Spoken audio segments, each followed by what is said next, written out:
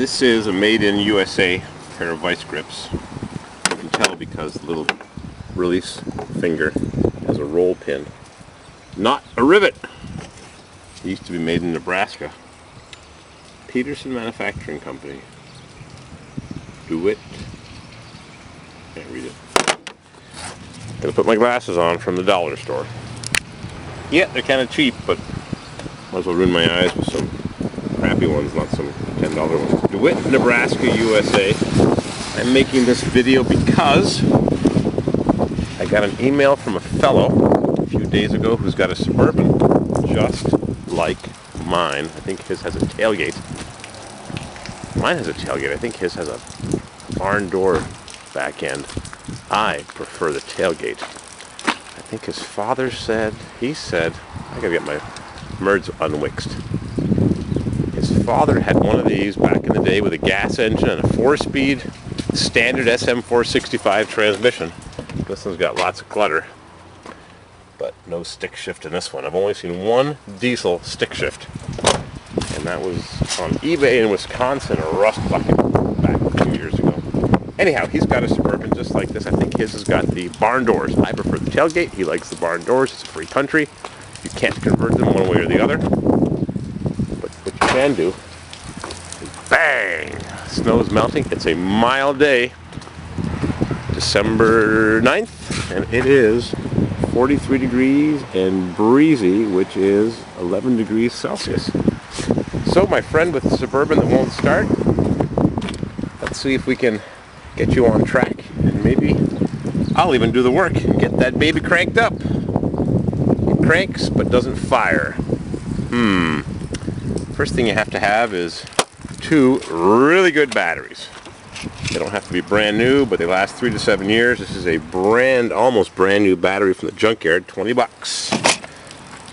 And this one is a 5 or 6 year old battery, and I put that new battery on this side, disconnected that battery, and this side has a problem. There's a wiring problem. My ground wire is not working properly, or my positive wire is not making a good connection on that side. So it's one of the things I could or should diagnose. Meantime, it was a couple degrees, minus 16 Celsius, and she fired right up. So I can ignore that for now. Where do we start? If your battery cable's corroded, these GM side terminals are a problem. This one's all smushed, but they're a problem. Not the worst thing in the world, but far from the best, especially when that truck is an 87. It's 28 years old. There could be some corrosion right there where the cable end contacts the battery terminal. So you can wire brush. You wire brush it really well. And then on the other side, you can remove the bolt. I forgot to bring one, but you put a vice grip on the bolt that goes through the cable. Put a vice grip on it, and zip, comes right out of the plastic sheathing. And you can't wire brush it because it's too deep, but you can take a screwdriver and scrape it nice and clean.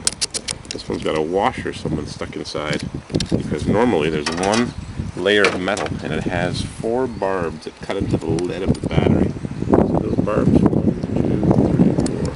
This one's got some corrosion. It's also been sitting on the floor for a number of years since I took it off a starter from the junkyard. So you scrape that, and or you wire brush it with a good wire brush. This is a genuine something or other. Scrape it. Then something else that few people know about. There is on the passenger side battery, which is the same size as the starter, 2 cables, one on top of the other.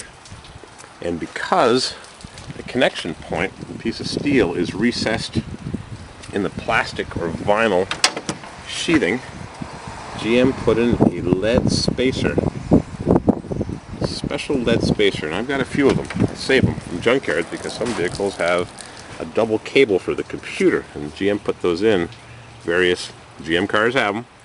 So take off the 2 cables, make sure they're nice and clean and bright, and make sure that lead spacer's there. The alternative is you could always just rip off all this sheathing and just have the piece of metal that this sheathing covers. GM even had a cap that you found on some Pontiacs, and some Cadillacs had a cap that snapped on. It's pretty cool. Lead spacer. clean, polished, brighten. Worst case scenario, you cut the end of this off and cut it right there because they're not extra long. You can put on one of these extra heavy duty. I think nowadays everything says heavy duty or all natural. Put on one of these extra heavy duty battery terminals. I got these from Napa. Let's see where they're made. Made in USA. Yay! That won't last long. I've got a variety of different ones here. We've got some side terminal adapters. You can put a top terminal battery with a side terminal. That won't work unless the cable goes that way. So we've got these adapter cables. We've got these side terminal gizmos. When you cut the end off, in case it's corroded, because corrosion can go down into the wire, and usually you notice it because it's expanded here. So, hang on, got company. Alright, well, we just got a dose of Suzuki all-wheel drive, push-button, paddle-shifted, sensor button galore, stability control, peeling, clear coat on the wheels. You buy them real cheap. Because it's, what is it, Jap scrap we call it? But he enjoys it. Suzuki Kizashi. Sounds like sushi. My battery's going dead on this camera. It's a weak battery. I don't know how much more video I'm going to be able to make for my buddy with a Suburban just like mine. Got the battery cable issue. We got the side terminal bolt-on. If these are bad, you cut them off. We got the extra heavy duty ones that you can use with lugs that I can't find in my mess in there. I've got this hydraulic crimper to crimp on the lugs. I was going to show you that, but I can't find the lugs. Hydraulic crimper. You can crimp a lug onto the end of this and then bolt the lug onto there. And somebody else asked me for the routing for the battery cables, and I'm disappointed that my battery's going dead on my camera. There's some little terminals. I was going to show you those. Try not to dump this.